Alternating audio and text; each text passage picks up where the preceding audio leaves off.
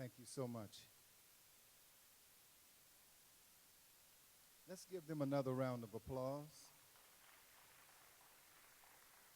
We have to be very careful because all this dynamite on stage, we have to be careful that it doesn't explode.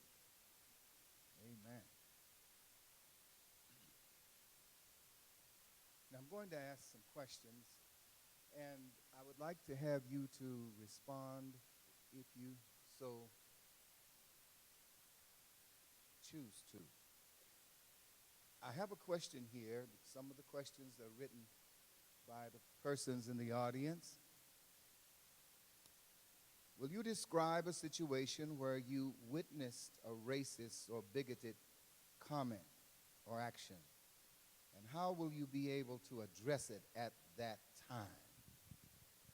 Number one, will you describe a situation where you witnessed a racist or bigoted comment or action, and how will you be able to address it at that time?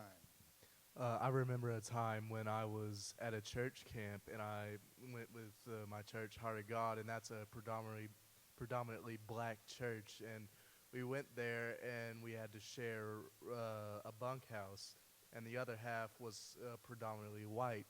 And I remember one of the white people that were staying in our bunkhouse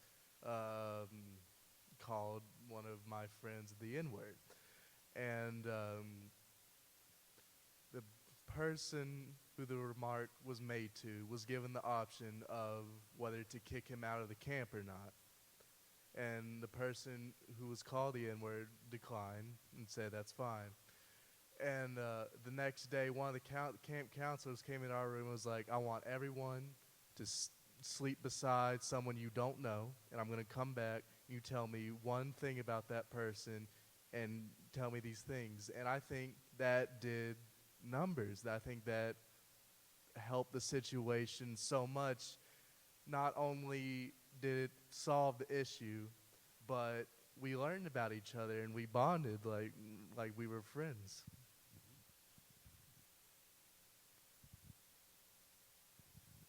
Um, Recently, uh, as um, she stated earlier, about the two girls at Shady who made a video of Siri saying, big black N word or whatever. Uh, that was an experience of racism for me, well, the most recent one at least. And honestly, I took to social media and we shared it on a lot of social platforms, and we ended up getting a lot of traction and attention that otherwise may have not have even reached the board office. But the way we dealt with it was we started a petition asking, demanding the attention of the board office and that some action be taken. Unfortunately, that no action was taken. However, that is a powerful step in order to call out racism, is that you have, like we said, we have the power of technology and information. A lot of this information can spread very quickly through technology, and so using that as a way to deal with it. Although the end goal was not met, we still were able to allow people to see that racism still is very present, and that's a very powerful way of how we dealt with it. Way before this was called what Family Worship Center now, it was my first school, and it was a private school by the name of Trinity Christian Academy.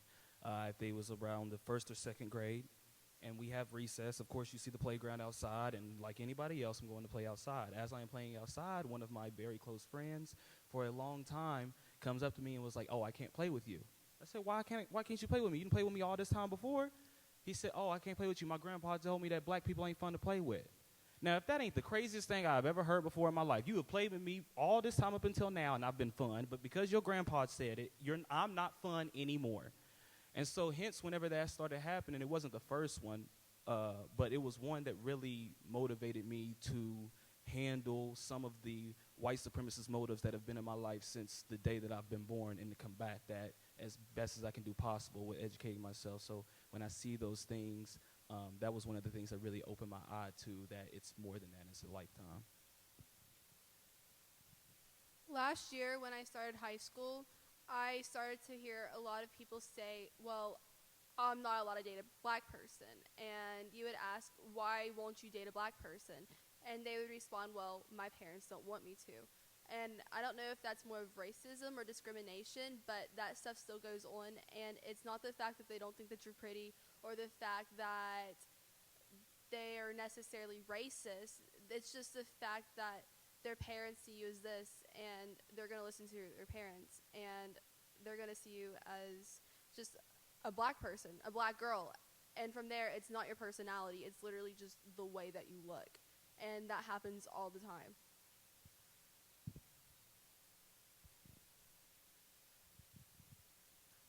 Just 2 days ago, I was at work, and I work with predominantly white individuals. And one of my managers had told me that white people are superior over black people, and I responded with, "That is false."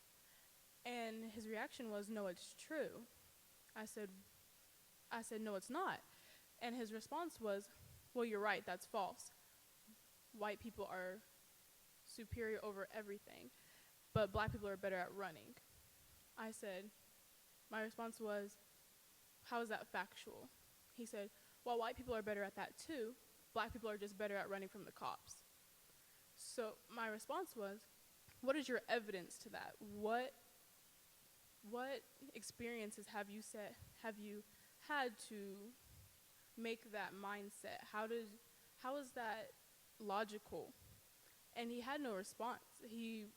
That's just how his mindset was, and it's just what he has been instilled from not only his community, but his family as well. And with that mindset, he just has no what's the word?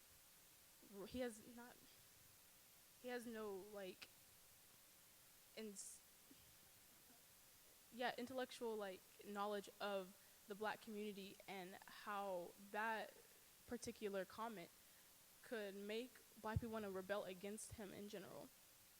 And it just upset me to a point to where I'm like, is this really the world that we're living in today? How can one think that way? And it's just like, what makes you superior to someone else? We all bleed the same. How does that make you superior?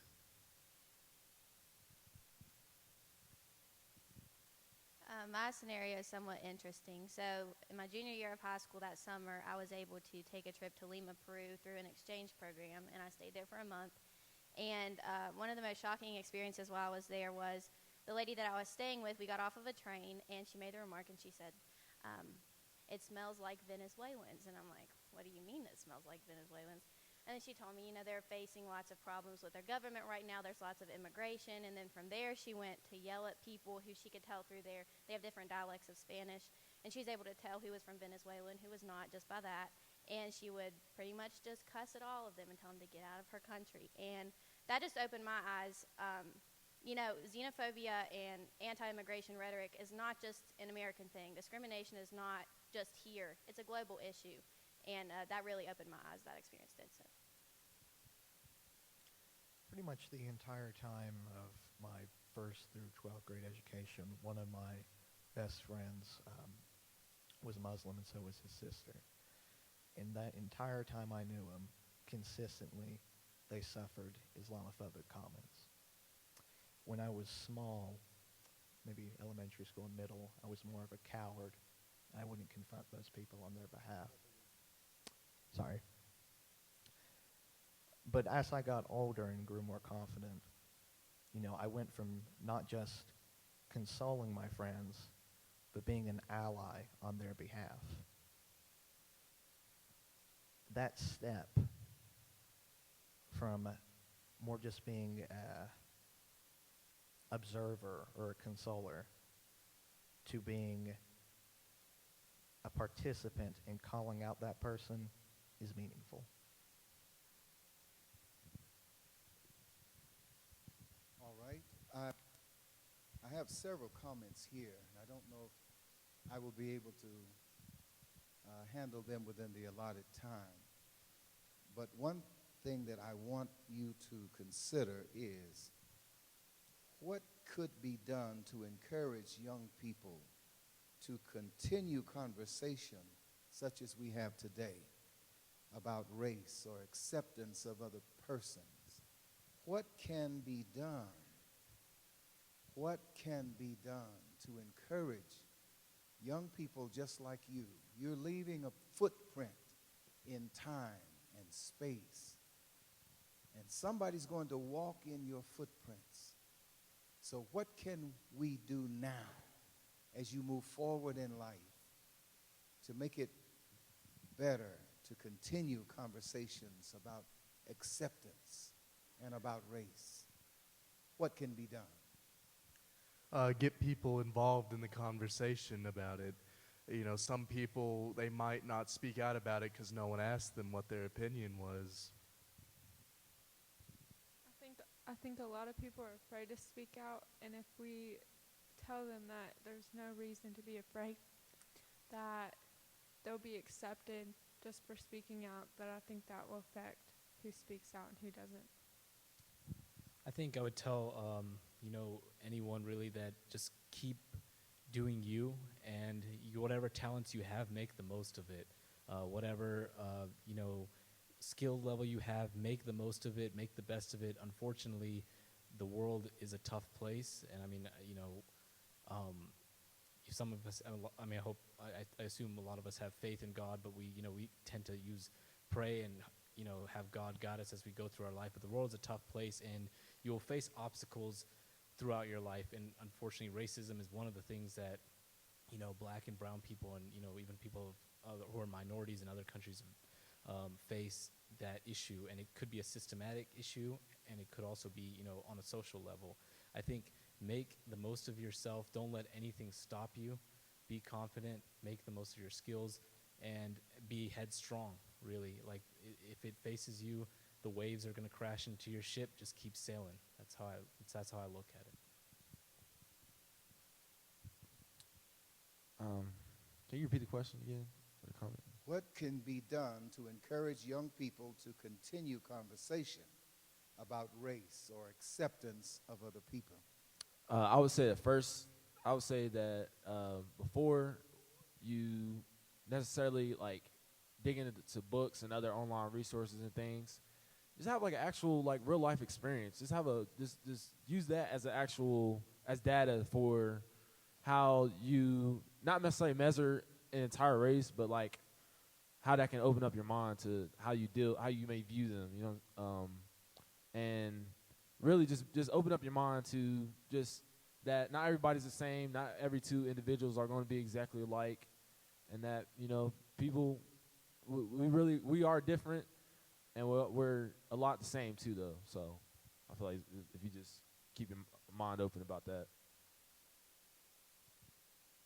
Most important thing is to provide resources and providing tangible resources. Specifically in the verse, whenever you look at on earth as it is in heaven, if you don't give these young children programs here on earth, then they will see you in heaven. And you got two choices. You can either send me to Penn State, or you can send me to the state pen.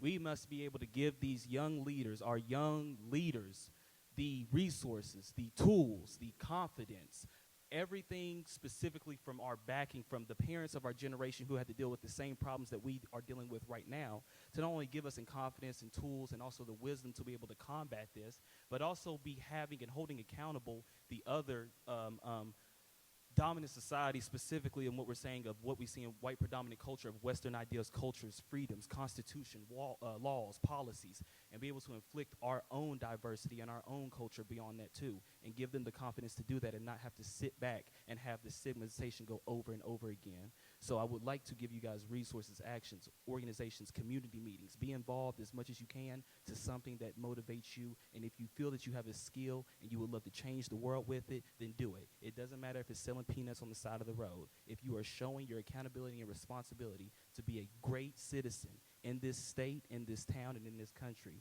then do it by all means.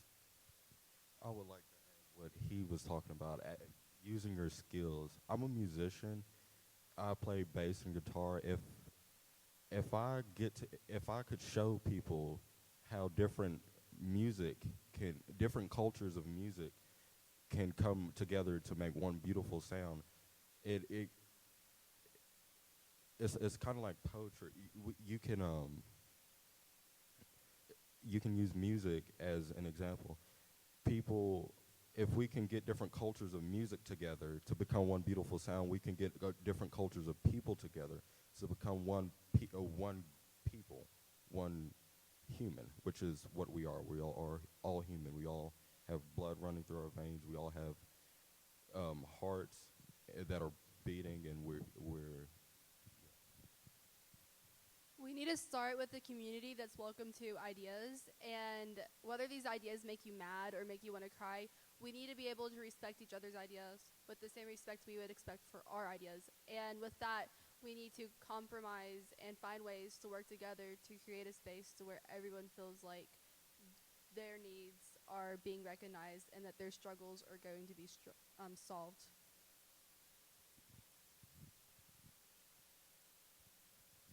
I feel as if we need to teach younger individuals that you need to show up and show out.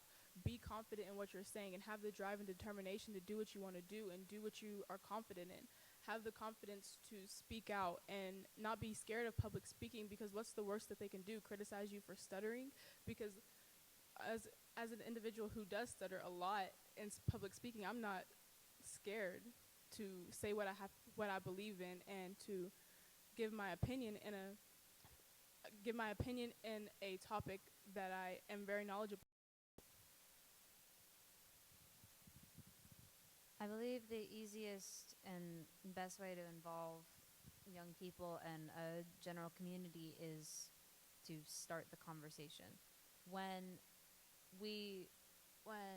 Micah and Jordan brought up the girls at Shady, what you also have to think about with that is that's an incident that gained a lot of traction because you started a conversation with a petition, because we started a conversation with a goal in mind, with an this is wrong and here is why, and it went to the board.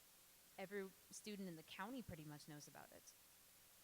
The easiest way to start these conversations and have them going outside of forums like these is to call things out, to draw attention to them, to hold the balance of deplatforming hate and not allowing it to bubble up and fester, but also to call people out and show the people in the audience who are logical and well-minded, as most people are, that this is wrong and we can stop it.